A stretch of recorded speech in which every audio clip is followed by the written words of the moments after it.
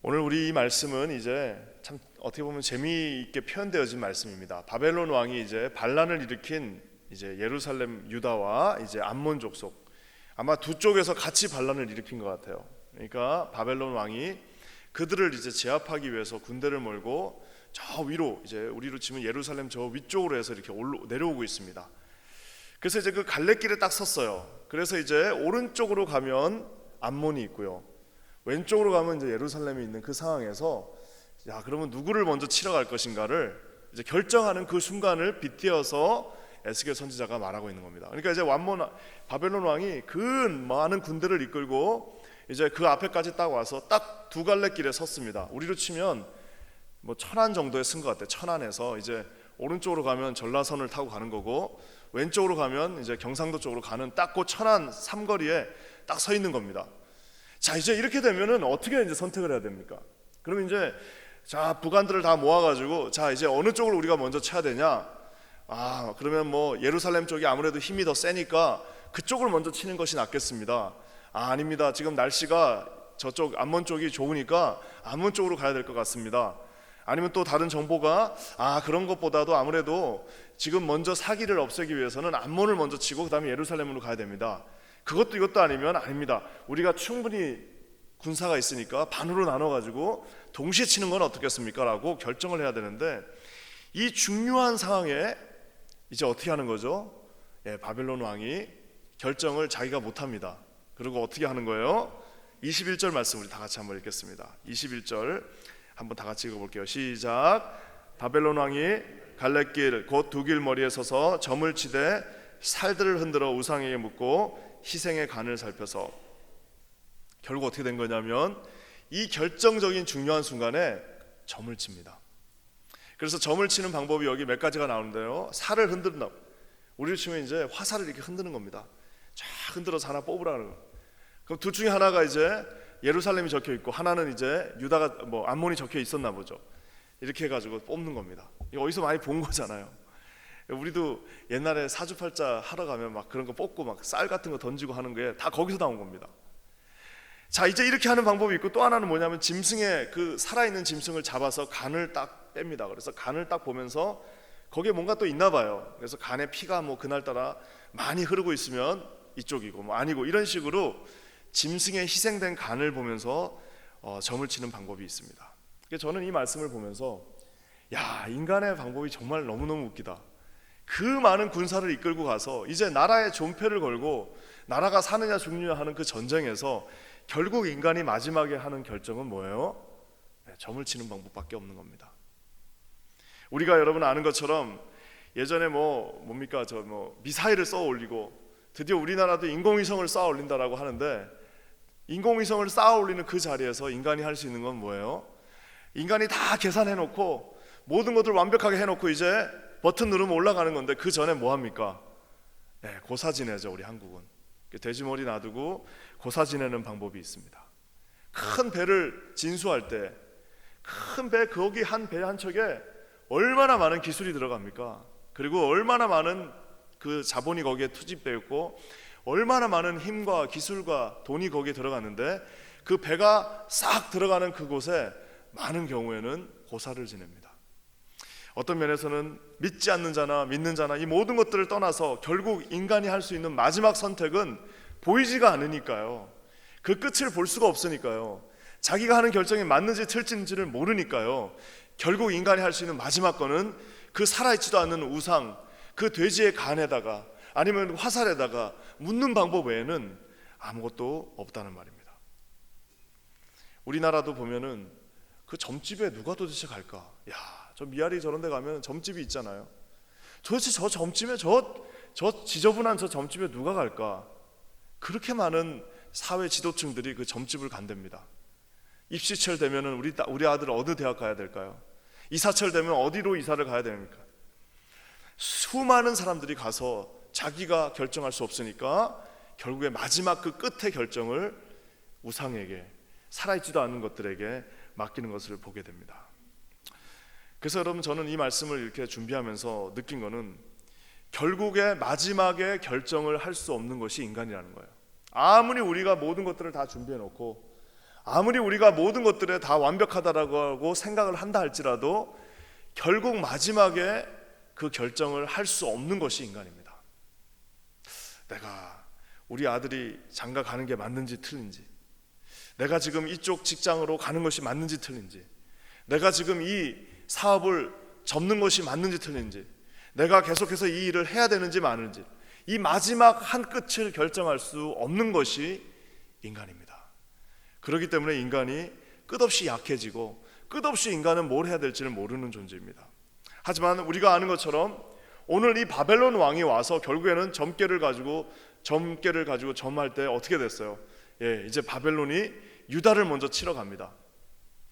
우리가 생각할 때는 그가 점을 쳐서 그곳으로 가서 결정했다라고 하지만 결국에는 그곳에 하나님의 심판은 어떻게 해요?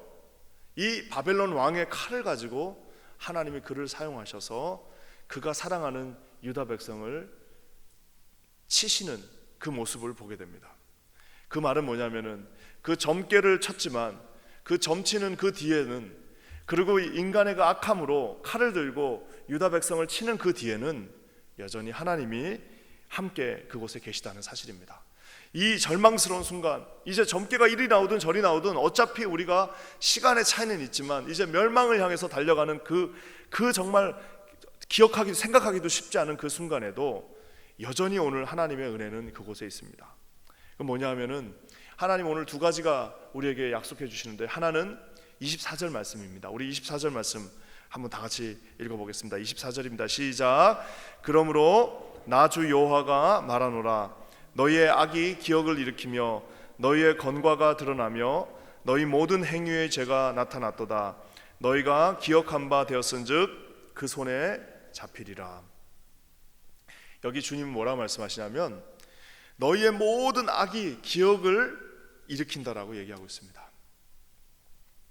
그 말은 뭐냐면 우리가 저지른 모든 악한 죄악들이 그들 가운데 기억으로 다 기억하고 있다라는 말이에요.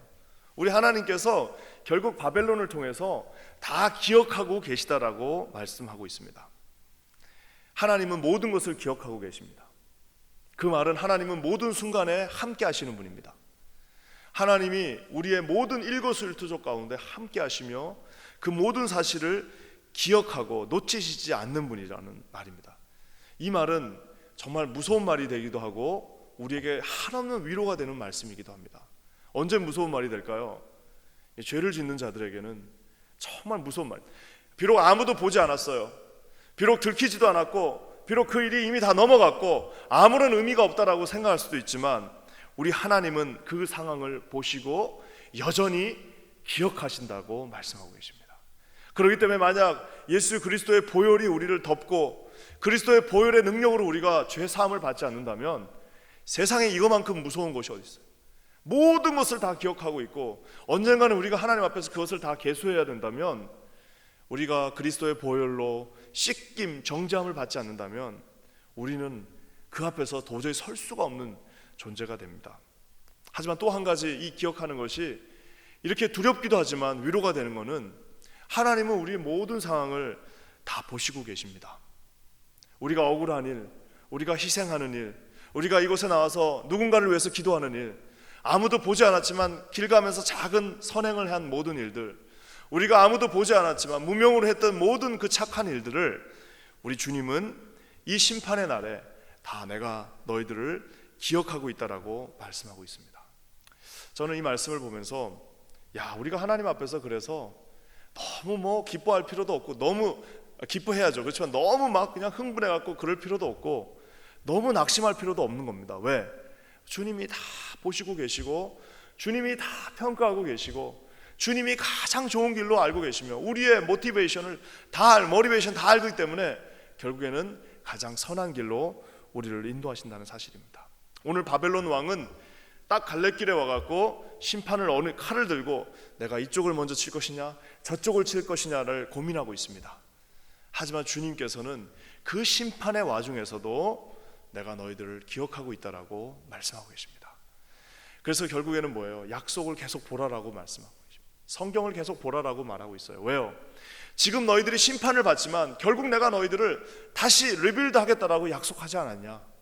걱정하지 말고 계속해서 그 약속을 기억하라라고 오늘 우리 주님께서 말씀하고 계십니다. 여호수아 21장 말씀에 여호와께서 이스라엘 족속에게 말씀하신 선한 일이 하나도 남김없이 응하였다라고 고백되어진 것처럼 선한 그 하나님의 일이 하나님께서 하나도 다 남김없이 기억하시고 응하게 하셨다고 하는 그 기억의 하나님이 오늘 이 심판의 하나님 가운데도 계시다는 사실을 여러분 기억하시는 저 여러분 되시기를 주님의 이름으로 간절히 축원합니다.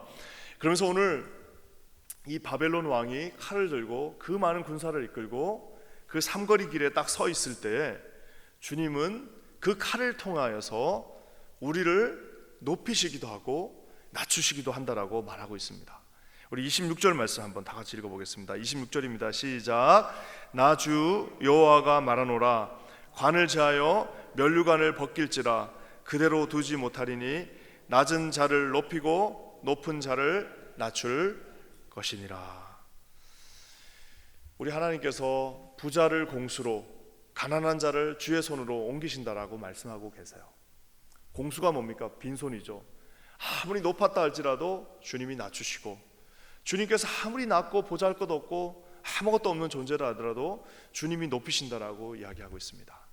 우리가 보는 것처럼 다윗의 일생을 봐도 아버지에게도 인정받지 못한 그 같이 있었던 형제들도 기억하지 못했던 그를 주님은 보십니다. 하나님이 인간과 다른 거는 인간은 보여져야지 봅니다. 그래서 인간한테는 어떻게 해요? 잘 보여야 됩니다. 그래서 인간에게는 뭐 뇌물도 갖다 줘야 되고 잘 보여야 되고 인간의 눈에는 좀 드려야 되기도 하고 그 앞에서 좀 살랑살랑도 하고 해야 되지만 하나님께서는 그런 것이 통하지 않는다는 겁니다. 우리 주님은 뭐예요? 그의 마음의 중심을 보시면서 결국에는 하나님 앞에 겸손하게 서 있는 자, 하나님의 뜻에 합한 자, 하나님을 기쁘시게 하는 자는 지금은 아니더라도 아무리 그가 연약하고 보잘것없는 존재라 할지라도 그를 하나님이 콕 집어서 높이신다라고 오늘 말씀하고 계십니다. 하지만 주님께서는 그가 비록 많은 것들을 갖고 있다 할지라도, 그가 비록 힘을 갖고 있다 할지라도, 그가 비록 높은 자 가운데 있다 할지라도 주님께서는 그를 낮추시기도 하신다는 사실입니다. 그래서 저는 이 말씀을 어제 이렇게 묵상하면서 저에게 드는 마음은 결국에 우리는 하나님만 보면서 나가는, 우리는 누가 뭐라 할지라도 우리의 판단은 우리를 판단하시고 우리를 기준하시며 우리를 높이시고 낮추시는 분은 사람이 아니라 하나님이라는 사실을 여러분 기억하시기를 주님의 이름으로 간절히 축원합니다. 우리의 억울함과 우리의 연약함을 이해하실 분도 하나님이시오. 우리의 기분 좋은 마음과 우리의 그 헌신의 마음 아무도 몰라주지만 내가 하나님을 향한 그 헌신과 기쁨의 마음을 정확하게 보시고 판단하시고 이해하시는 분도 오직 하나님이라는 사실입니다. 그래서 저는 기도하기는 우리 여기 퀸자님 교회 이 새벽에 나올 때 누가 우리를 봅니까? 아무도 모릅니다. 그냥 나와가지고 잠시 한 30-40분 기도하다가 말씀 보고 돌아가는 이 일도 결국에는 그 모든 것들을 판단하시는 주님이 얼마나 이쁘게 보시겠습니까? 어제 월요일날 잠깐 집에서 이제 애들하고 시간을 보내는데 이제 잠깐 이제 한번 애들 봤더니 얼마나 저기 놀고 있는 거기가 지저분한지 막 정신이 없어요. 그래가지고 제가 하나 제안을 했습니다. 우리 요거를 다 청소를 하고 나면 지금 이제 아빠가 그 피자를 맛있는 걸 하나 사갖고 와가지고 우리 같이 피자를 먹으면서 여기서 우리 앉아가지고 놀자 이랬더니 애들이 다 동의를 했어요. 그러면은 그렇게 하겠다라고. 그래서 이제 그럼 이제 저는 피자를 사러 나가고 엄마는 위층에 있고 이제 애들은 이제 4명이서 거기를 이제 청소하는 겁니다. 그래가지고 이제 청소를 딱 시키고 제가 피자를 하나 한 판 딱 주문해가지고 이제 나갔어요. 나갔는데 가다가 이제 차를 타려고 딱 갔더니 늘 하는 일 열쇠를 안 가져왔어요. 또 안 가져왔구나 하고 이제 들어가려고 열쇠를 가지려고 딱 들어가려고 가다 보니까 싹 들어갔더니 애들이 거기 있는 거예요. 그래서 이제 애들은 저를 못 보니까 어떻게 하고 있나 하고 싹 봤더니 아니나 다를까 열심히 청소하는 애도 있고 이미 거기 없는 애도 있어요. 그래서 제가 이렇게 보면서 그 청소하는 애들 보는데 이제 내가 없는 줄 알고 거기서 이제 막 그 청소하는 모습이 참 아름답게 보였습니다. 물론 이제 도망가는 애들도 아름답지만 청소하는 애가 참 기특했어요. 어떻게 내가 없는데도 저렇게 청소를 하고 있을까 그 생각이 들었습니다. 제가 이 모습을 싹 보면서 우리 주님께서는요 우리에게 모든 일거수일투족을 오늘 이 시간에도 보시는 분입니다. 우리가 이곳에 나와가지고 내 일도 아닌데 누군가를 위해서 기도하는 그 모습, 우리 저 집사님 좀 주님께서 잘 살려주세요, 우리 교회를 위해서 기도하는 그 모습을 우리는 다 모릅니다. 하지만 우리 하나님은 모든 일거수일투족을 보고 계십니다. 여러분의 기도를 기특하게 생각하고 계십니다. 그곳에서 멀리서 바라보는 것이 아니라 성령을 통하여서 바로 그 앞에서 바라보시면서 저 여러분을 위로하고 힘주시는 분이십니다. 그렇기 때문에 베드로 전서에서 베드로가 뭐라고 말씀하고 계십니까? 하나님의 능하신 손 아래서 겸손하라. 왜? 하나님의 그 능력 많으신 그 능하신 손 아래서 겸손하라. 때가 되면 너희를 높이시리라. 너희 염려를 다 주께 맡기라. 이는 그가 너희를 돌보심이라. 이 짧은 한 구절 말씀에 얼마나 많은 위로가 있는지 모릅니다. 능하신, 능력이 없는 손 앞에서 우리가 가만히 있으면 안 되겠죠. 하나님이 능력이 없으면 우리가 해야 되잖아요. 하지만 하나님이 능력이 많기 때문에, 하나님은 온전하시고 절대 지존하신 분이기 때문에 그 능력의 하나님 앞에서 겸손하게 잠잠히 있으라. 때가 되면 내가 너희와 너희 교회와 너희 가정을 어떻게 해요? 높이시리라. 모든 염려를, 그 염려 내가 모르는 게 아니야. 너가 그 잠 못 자고 그 고민하고 갈등하는 거 모르는 건 아니야. 하지만 그 염려를 주님께 어떻게 없애라가 아닙니다. 이 염려를 없애라고 하면 얼마나 힘들겠습니까? 그렇지만 그 염려를 딱 들고요, 주님께 맡기라고 말합니다. 없어지는 거 아닙니다. 하지만 주님께 맡겨드립시다. 그러면 그가 너희를 take care, 돌보신다라고 말씀하고 계십니다. 이분이 우리 하나님이십니다. 그렇기 때문에 우리가 항상 기뻐하며 쉬지 말고 기도하고 범사에 감사할 수 있습니다. 여러분, 이 주님 앞에 나가시는, 오늘도 에스겔에 칼을 들고 계신 하나님이시지만 적당한 때에 우리를 다시 높이시며 우리의 모든 것들을 기억하시는 하나님 앞에 나가시는 저와 여러분 되시기를 주님의 이름으로 간절히 축원합니다. 우리 잠시 기도하겠습니다. 하나님 감사합니다.